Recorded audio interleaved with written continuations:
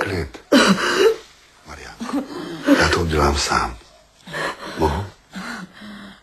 Aby to od vás neplatilo jako poslední pomazání. Ne, to vám určitě pomůže.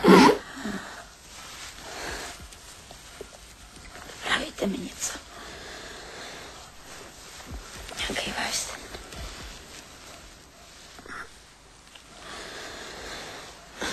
Nedávno jsem četl povídku, která se změnila v sen. Vstoupil jsem do opuštěného kostela, tam se modlil Bůh. Říkal jsem si, ke komu se modlí. On se modlil člověku. Říkal člověče, jestli existuješ, zjev se mi.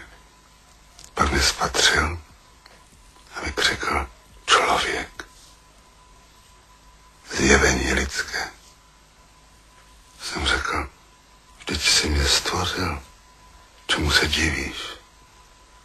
On odpověděl, tak dlouho už nikdo nebyl v tomto kostele, že jsem začal pochybovat.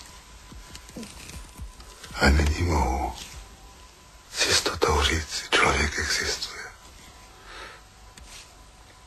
Viděl jsem ho.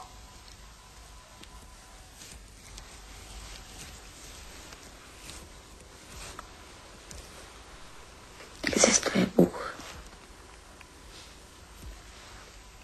V mém snu jsem ho potkal.